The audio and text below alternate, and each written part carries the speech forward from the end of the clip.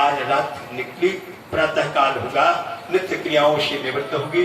अपने अनुज लक्ष्मण को बुलाए, प्यारे लक्ष्मण जल्दी आओ, हमारी आज्ञा है रथ सजाओ और सीता जी को बैठाल करके घनघोर जंगल में छोड़ आओ। सीता जी को बैठाल करके घनघोर जंगल में छोड़ आओ। लक्ष्मण जी की आंखों से तर तर आंसू प्रवाहित होने लगी। लक्ष्मण जी रोने लगे, हे प्रभु 14 वर्ष तक ये जंगल में रही, अभी तो आप लौटाल करके लाए और हमारी मां को पुनः पहुंचाने जा रहे हो। भगवान राम गंभीर होकर के कहते हैं, लक्ष्मण हमारी आज्ञा का पालन करो, हमारी आज्ञा का पालन होना चाहिए। धन्य है रे भाई, आज अपने ज्येष्ठ भ्राता की आज्ञा पालन करवे कि ना। लक्ष्मण जी ने अपनी छाती को पत्थर के समान बनाया और आंखों में प्रेमाश्रु भर करके उसी समय पहुंचे, नीचा सिर करके मां से कहा, मां भैया की आज्ञा है, रथ सजा करके मैं लेकर के आया हूं, जंगल की यात्रा करने को जाना है, मैं इसके ऊपर विराजमान हो जाऊं, मैं इसके ऊपर बैठ जाऊं। बस इतना सुनना था। भगवती सीता तो जो उसी समय से हम गई, मालूम पड़ता है कोई विपत्ति आने वाली है, कोई दुख आने वाला है। मां सीता की आंखों से जल प्रवाहित हो रहा था, रथ पर बैठ गई और जैसे ही घनघोर जंगल में वह रथ पहुंचा तो लक्ष्मण की फपक करके रो पड़ी, मां भैया की आज्ञा है, कहीं नहीं जाती है, कहा था कि घनघोर जंगल में छोड़ करके चले आना। इतना सुनना था। मां सीता हाथ जोड़ करके कहने लगती, प्यारे वत्स अनु लक्ष्मण, एक बात जरूर कह देना अपने भैया से, एक बार तो कलंक लगा तो लग गया, दोबारा कलंक ना लग जाए। मैं गर्भावस्था में हूं और 9 महीने में से 15 दिन निकल चुके हैं, 9 में से 15 दिन निकल चुके हैं। तो बेटा एक बार कलंक लगा सो लगा, लेकिन अब कलंक न लगे था। लक्ष्मण जी की क्या दशा थी। लक्ष्मण जी को ऐसा लग रहा था धरती फट जाती, उसी में समावेश, धरती यदि फट जाती तो मैं उसमें समा जाता। आखिर मां की आज्ञा थी, जाओ बेटा, आज्ञा का तो पालन तुमने किया, तुमको करना चाहिए, सीधे लौट जाओ अवधपुरी को। लेकिन इतना संदेश हमारे प्रभु से जरूर कह देना, हमारे प्रभु ने हमारे ऊपर महान अनुग्रह किया है कि ऐसे लक्ष्मण जी लौटे होंगे, इस दशा को तो अनुभवी भी समझ।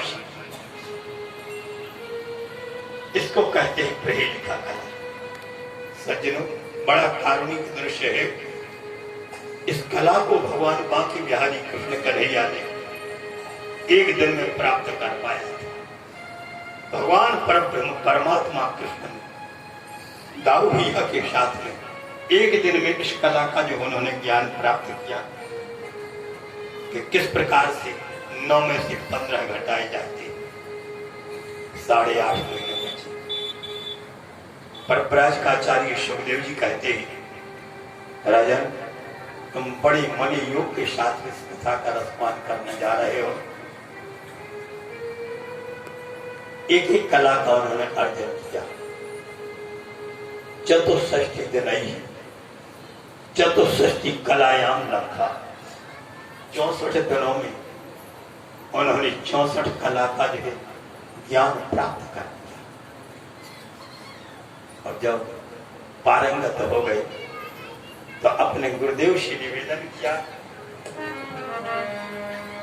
हे गुरु बरे अब आज्ञा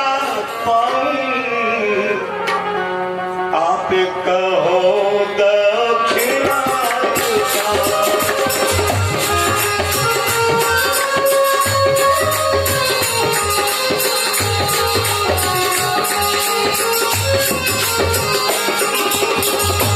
गुरु करो मैं आज्ञा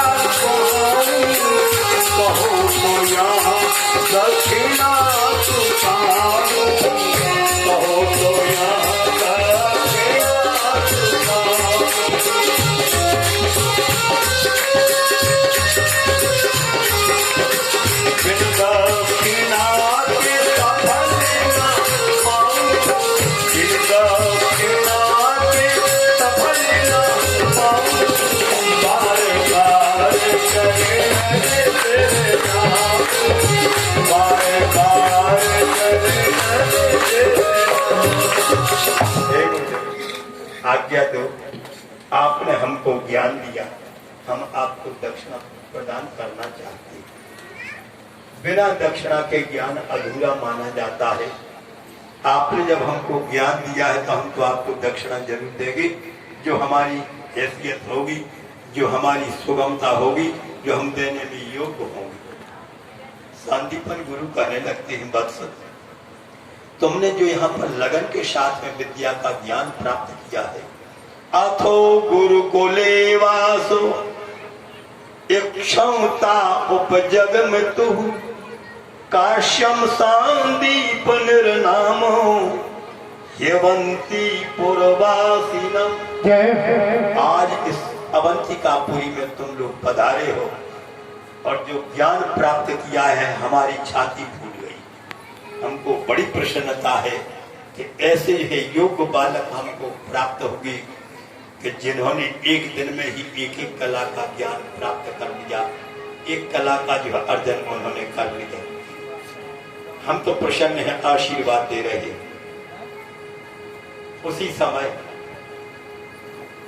कृष्ण बलराम कहने लगते, नहीं गुरुदेव, दक्षिणा बना तो ज्ञान अधूरा माना जाएगा। रघुवंश महाकाव्य में कथा आती है, रघुवंश महाकाव्य में कथा आती है, एक कौत्स नाम का विद्यार्थी था और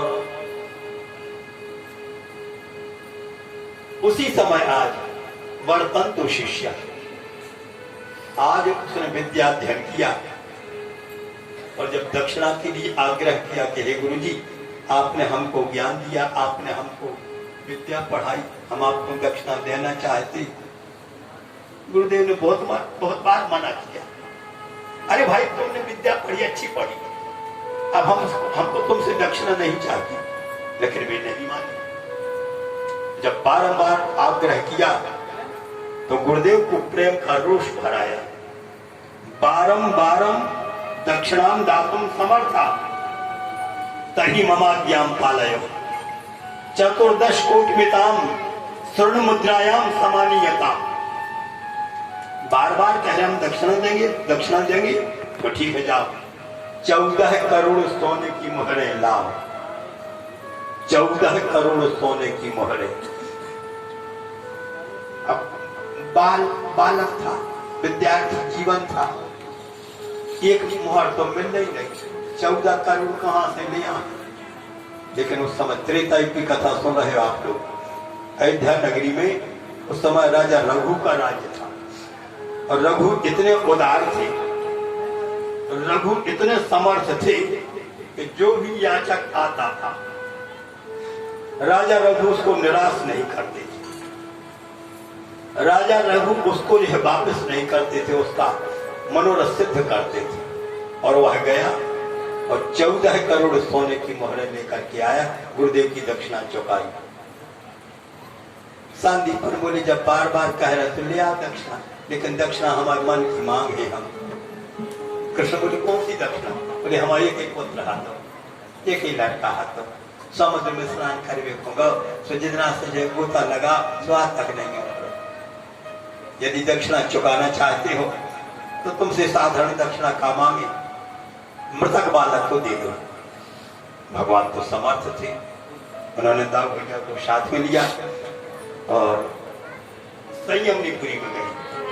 संयमनीपुर जब ही आए, संयमनीपुर जब ही आए,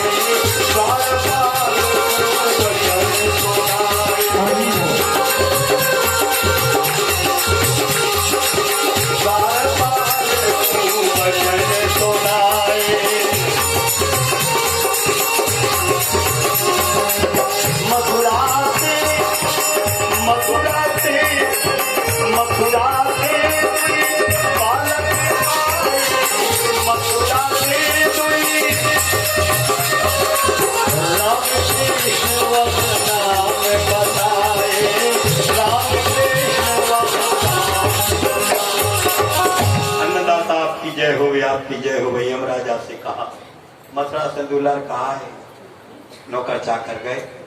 यमराज ने दो लड़का है, का नाम है? बोले एक को नाम है कृष्णचंद्र, एक को नाम है बलराम। यमराज समझ गए, अरे ये तो साक्षात नारायण पधार गए हमारे दरवाजे, धन्य भाग हमारे उनके दर्शन हो गए। यमराज दौड़े दौड़े गए और उसी समय है जाकर के प्रणाम किया, प्रभु आपने इतना कष्ट उठाया, अरे आप हमको आज्ञा दे देते तो हम तो स्वयं दौड़े दौड़े चले आते। कृष्ण बोले गरज पड़ा था तो सब जनों को सबको काम पड़ा थे। कैसे आए तो बोले गुरु पुत्री नीतम